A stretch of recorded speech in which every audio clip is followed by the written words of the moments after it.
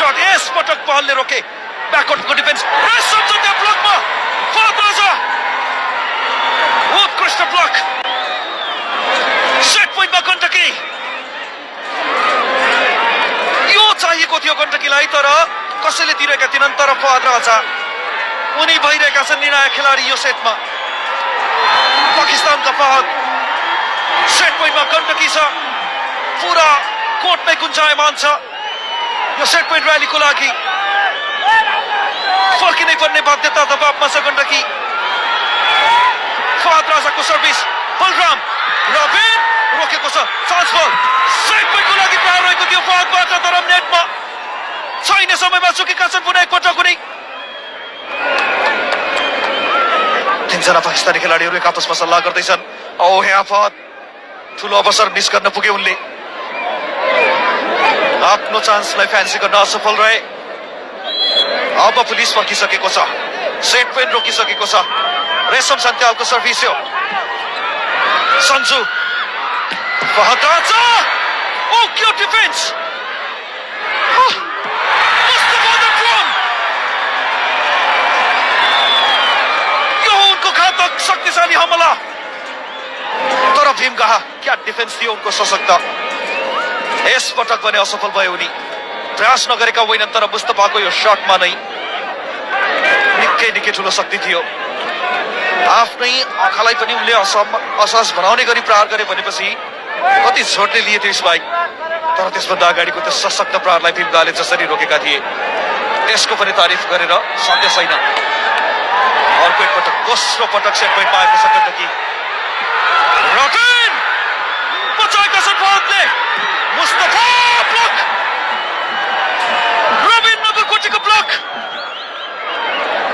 मन्स्टर्स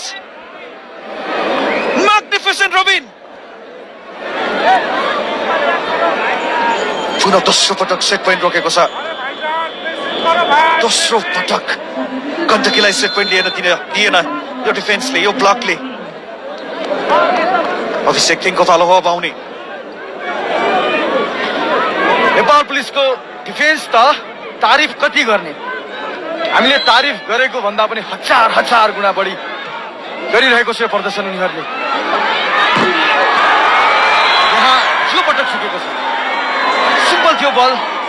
touch लिनुपर्ने थियो touch heavy बनिसकेको थियो हेर्न सक्छौ आदर्शले यही प्रयास अवश्य गर्नुपर्ने थियो अब सेट पोइन्टमा गण्डकी समर्थकका 68 करोडका मालिकलाई अथवा विवश आलेलाई कोर्ट प्रवेश गराइएको छ उनी सर्भिसमा जानेछन् सिधै तेस्रो पटक सेट पोइन्ट र्याली गण्डकीको रेशम बलराम पहल छन् त्यहाँ कुनै चिन्ता छैन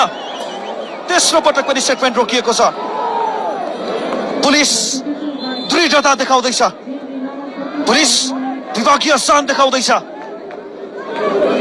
र पुलिस आफ्नो पावर देखाउँदैछ डिफेन्सबाट अट्याकबाट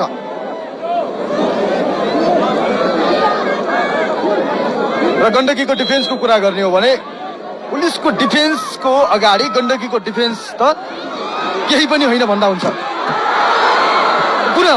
यो खालको डिफेन्स छ यो खालको डिफेन्स वाह मुस्तफा फेरि पनि एकपटक सेट पोइन्टमा राख्नेछन् गण्डकीलाई यो चौथो पटक कडा प्रहार थियो डबल ब्लकबाट लाग्दै डिफ्लेक्ट हुँदै बाहिरियो बल चौथो पटक के रोक्न सक्छ एनपीसी अड्डानको सर्भिस रेशम बलराम गण्डकी प्रदेश फर्किएको छ पुनरागमन गर्न सफल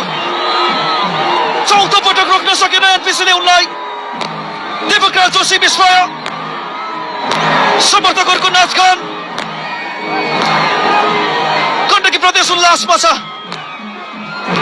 देवकराज जोशी अनुभवी खेलाडी चुकेका छन् यहाँ ठुलो गल्ती